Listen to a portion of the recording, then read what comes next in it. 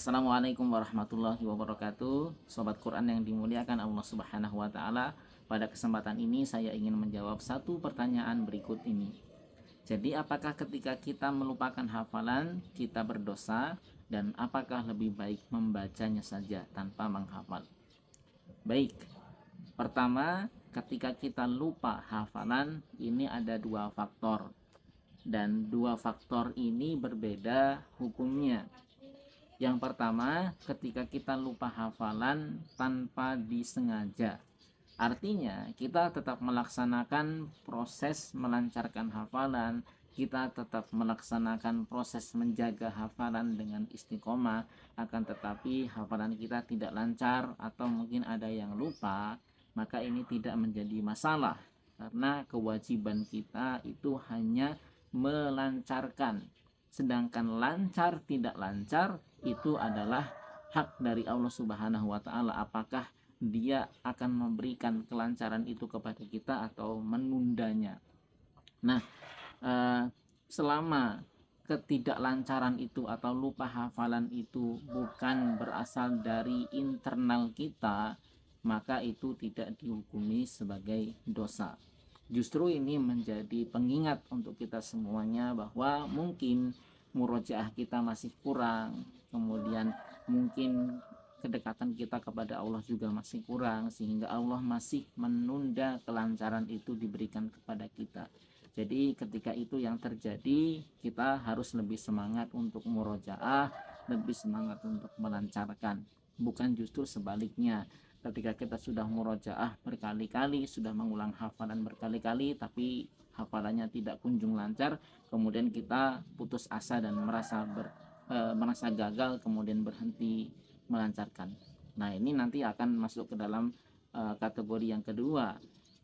Kategori yang kedua adalah ketika kita lupa hafalan dan faktor lupa hafalan tersebut berasal dari internal kita. Artinya kita yang menyebabkan hafalan kita lupa dengan cara tidak dimurojaah, tidak dilewat dengan baik, kemudian diabaikan begitu saja. Nah, ini yang diancam oleh Rasulullah SAW. Siapa yang melupakan hafalannya, maka di akhirat nanti dia akan mendapatkan siksaan dari Allah Subhanahu wa taala. Jangan sampai ini yang terjadi. Jadi lupa hafalan itu ada dua faktor, dan kedua faktor ini memiliki hukum yang berbeda. Yang pertama, ketika kita sudah melakukan upaya untuk melancarkan hafalan tapi belum lancar-lancar, maka ini tidak berdosa, malah justru pahalanya berlipat ganda. Jadi ada pahala melancarkan hafalan, ada pahala membaca hafalan. Semakin tidak lancar hafalan kita dan semakin sering kita mengulang-ulangnya, maka semakin banyak pahala dari ayat-ayat yang kita ulang-ulang tersebut. Gitu, sama seperti menghafal Al-Quran. Semakin sulit kita menghafal, semakin banyak pahalanya. Karena kalau misalnya kita menghafal dengan mudah, misalnya diulang 5 kali sudah hafal, maka pahala membaca Al-Quran yang kita lakukan hanya 5 kali pengulangan. Tapi ketika kita mengalami kesulitan dalam menghafal, kemudian kita memerlukan pengulangan lebih banyak dari itu, misalnya sampai 20 kali, 50 kali, 100 kali, justru pahala yang kita dapatkan juga akan berlipat ganda, gitu, sesuai dengan pengulangan yang kita lakukan. Nah, begitu juga dengan murojaah hafalan, dengan melancarkan hafalan. Semakin tidak lancar kita dan semakin semangat kita untuk berupaya melancarkan, tentunya akan semakin banyak repetisi atau pengulangan yang kita lakukan, dan dengan itu pahala dari Al-Quran yang kita dapatkan juga lebih banyak. Jadi itu positifnya ya. Jadi tidak ada keburukan di dalam proses menghafal, kendati pun kita memandang itu sebuah negatif atau sebuah keburukan yang kita alami gitu. Apapun yang terjadi dalam proses menghafal Al-Quran merupakan kebaikan dari Allah Subhanahu wa taala, dan harusnya kita tetap bahagia untuk menjalaninya. Ingat, tugas kita hanya melakukan prosesnya. Hasilnya adalah hak dari Allah Subhanahu wa taala, dan itu bukan tanggung jawab kita, dan kita tidak dituntut untuk itu. Kita hanya dituntut untuk menjalani prosesnya, proses menghafal dengan baik, proses menjaga hafalan dengan baik. Kalaupun Allah belum memberikan itu semuanya, berarti Allah masih menguji kita apakah kita layak disebut sebagai ahlul Quran, kita layak menjadi seorang penjaga kitab Allah. Kalau kita bisa istiqomah, insya Allah Allah akan memberikan kelancaran itu pada waktunya.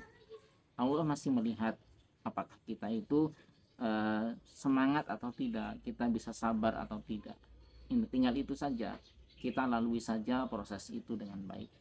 Kemudian kalau yang kedua tadi, ketika kita lupa hafalan dan itu sengaja kita lakukan dengan mengabaikan hafalan kita, tidak dimurojaah dengan baik, maka itu kesalahan kita dan tentunya itu berdosa. Dan kalau Anda sudah melakukan itu, maka tidak ada kata terlambat. Yuk kita dari sekarang perbaiki diri dengan menghafal ulang kembali.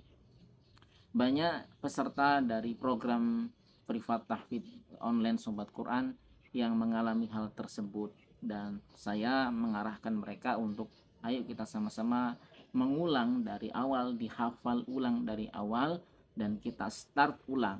Dan ketika kita sudah start kembali, jangan sampai mengalami kesalahan yang sama, dijaga dengan baik dari awal. Ibaratnya kita yang kemarin, kesalahan yang lalu kita tutup buku, sudah kita tinggalkan dan kita buka lembaran baru, akan tetapi lembaran baru ini harus dirawat dengan baik.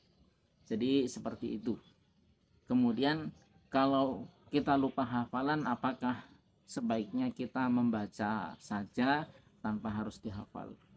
Nah, jadi cara berpikirnya bukan seperti itu. Justru ketika kita lupa hafalan, ya kita perbaiki hafalannya, bukan malah ditinggalkan. Seperti itu ya. Hati-hati dengan pilihan-pilihan yang merupakan jebakan setan.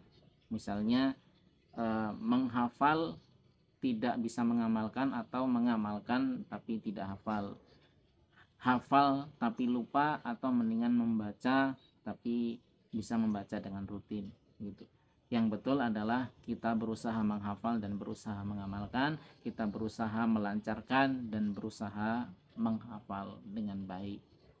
Jadi saya kira seperti itu. Mudah-mudahan Allah Subhanahu wa taala memberikan kita semuanya hidayahnya sehingga kita bisa istiqomah terus bersama dengan Al-Quran sampai husnul khotimah. Ingat, tugas kita hanya melaksanakan prosesnya. Mengenai hasilnya, itu adalah hadiah dari Allah Subhanahu wa taala. Kalau hari ini gagal menghafal, hari ini gagal melancarkan, maka kita coba besok lagi. Besok gagal, kita coba besoknya lagi. Apapun yang terjadi dalam proses menghafal Al-Quran dan melancarkan hafalan adalah kebaikan untuk kita, dan semuanya mendapatkan pahala dari Allah Subhanahu wa taala. Semakin sulit proses yang kita lalui, semakin besar tantangannya, semakin banyak pahala yang kita dapatkan.